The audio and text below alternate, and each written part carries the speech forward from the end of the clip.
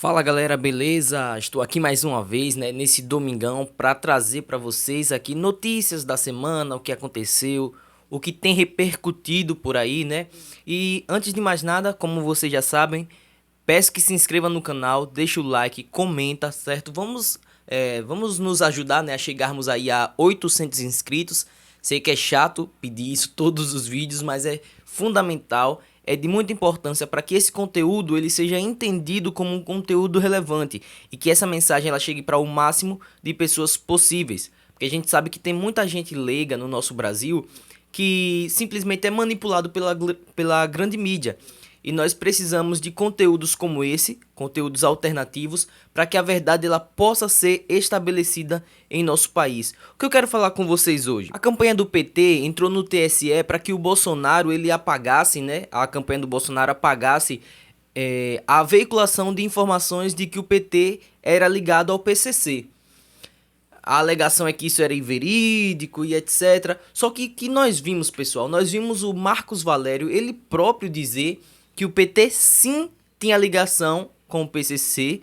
Aí você pode dizer, né, os petistas, né, podem alegar, mas o Marcos Valério ele estava tentando se beneficiar de uma delação premiada, onde ele ia ser, né, beneficiado aí com essa delação e tal. Só que aí você pega o próprio traficante, né, do PCC dizendo que tinha diálogos cabulosos com o PT, realmente, que agora com o governo Bolsonaro esse diálogo ele foi quebrado.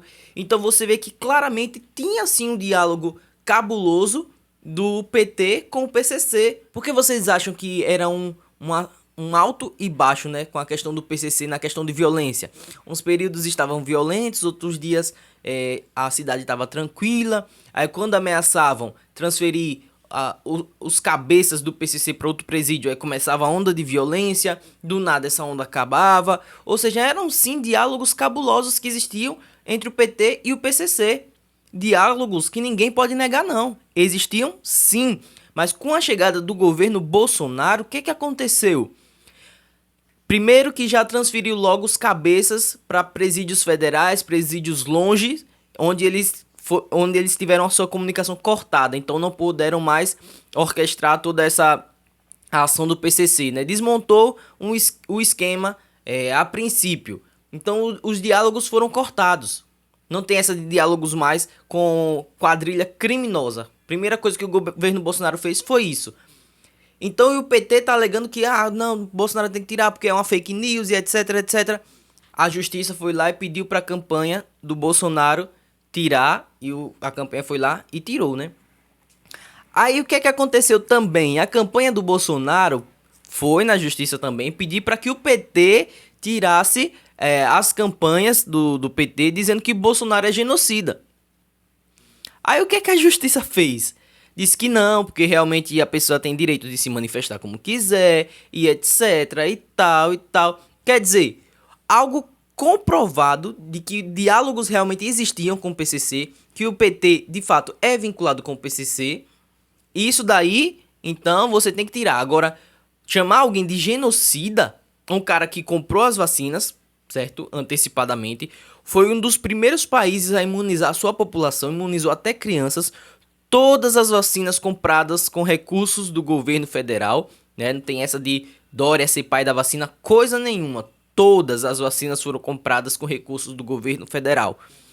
E o cara ser chamado de genocida, milhões e milhões enviados para governos e municípios, milhões desviados por esses governos e municípios, mas enviados pelo governo federal para montagem de hospital de campanha, para oxigênio, para material de Covid, né, contra a Covid, mas nada disso foi utilizado. Então, o genocida é esse governo que trabalhou pelo povo, para a melhoria da saúde, que permitiu a instalação de hospitais de campanha que foram superfaturados e o dinheiro foi roubado.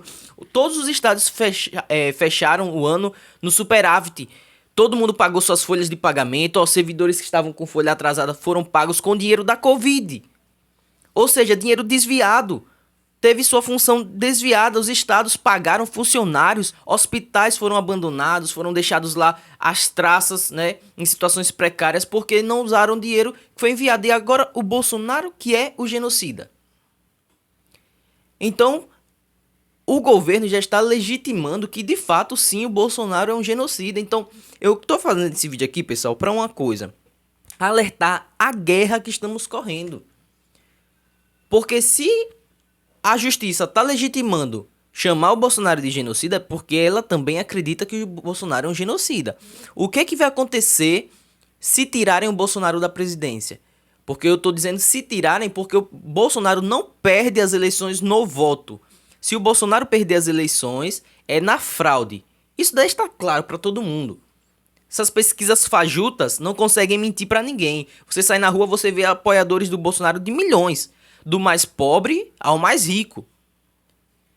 Porque o povo brasileiro, por mais que ele seja pobre, ele não é conivente com corrupção. O povo brasileiro não é ladrão, não é mau caráter. O povo brasileiro, por mais pobre que ele seja, é um povo de bem, honesto, trabalhador. Só quer ir pro seu trabalho e levar o seu alimento pra casa. Coisa que o PT e a esquerda tentou bloquear no tempo de pandemia. Então o brasileiro, ele é trabalhador, ele não é corrupto, ele não vota em Lula, como as pesquisas tentam dizer que a classe mais pobre vota em Lula. Vota no Lula por quê? Então o mais pobre é idiota, é imbecil, é ladrão? Não, não é. É cidadão de bem. E é isso que nós temos que entender. Se tirarem o Bolsonaro da presidência por causa das urnas, né, por causa de fraude nas urnas, vão tentar prender o Bolsonaro a qualquer custo. Porque já estão validando o discurso de que ele é sim um genocida. Coisa absurda. E você vê que é um complô porque quando os partidos políticos entram na justiça, né, implantando a narrativa, e a justiça aceita, acata aquela narrativa, a mídia tradicional, essa mídia corrompida, vendida, ela também usa das suas artimanhas e vai logo perguntar: se o Bolsonaro for preso, qual é a alternativa, não sei o quê. Se o Bolsonaro for preso, por causa de quê? É isso que nós precisamos entender. Existe um complô, certo? Existe um mal instalado no Brasil que tenta vencer o bem a qualquer custo. É por isso que esse dia 7 é tão importante. Tem muita gente que ficou decepcionado com o dia 7 do ano passado, porque o Bolsonaro fez aquela carta, tal. Foi um erro do Bolsonaro, mas o erro foi uma tentativa de melhoria da vida do cidadão, porque a quem interessa a crise entre os poderes? A ninguém. Ninguém interessa essa crise. Mas o Bolsonaro quis acabar com a crise para que a vida do cidadão pudesse voltar à sua normalidade, porque pessoas estavam sendo presas, pessoas estavam sendo vasculhadas, né? Agora, recentemente, o padre Paulo Ricardo, por simplesmente emitir a sua opinião, está sendo vigiado 24 horas por dia por causa de opiniões dadas. Ou seja, quando o Bolsonaro foi eleito, tava todo mundo, vamos aqui, até a ministra lá do Supremo mandou o Bolsonaro, deu uma Constituição ao Bolsonaro de presente, mas quem é que está andando fora da Constituição? Quem é que está implantando a ditadura no Brasil hoje? É o presidente Bolsonaro? Não é. É o ativismo judicial. Então nós temos que ficar atentos a isso. E quem é que pode controlar o ativismo judicial? Quem vigia os vigias? Eles são os vigias da Constituição, mas eles estão legislando em causa própria para a instalação do mal. Então nós temos que ficar atentos a isso, certo? Lutarmos. Você que se decepcionou no dia 7 do ano passado, vá às ruas esse dia 7, porque talvez seja a nossa última chance. A última chance de conseguirmos alguma coisa. E por mais que a gente não consiga, é fazer valer a frase: ou ficar a pátria livre, ou morrer pelo Brasil. E aí todo mundo vai ver que um filho teu não foge à luta. Nós temos que ir à luta. Se for para morrer, morreremos, mas temos que lutar até a última gota de sangue pelo nosso Brasil, né? O legado que nós temos aí dos portugueses, dos nossos antepassados, é de luta, é de vitória, é de sangue derramado, mas não é um legado de desistência. Nós não vamos desistir jamais.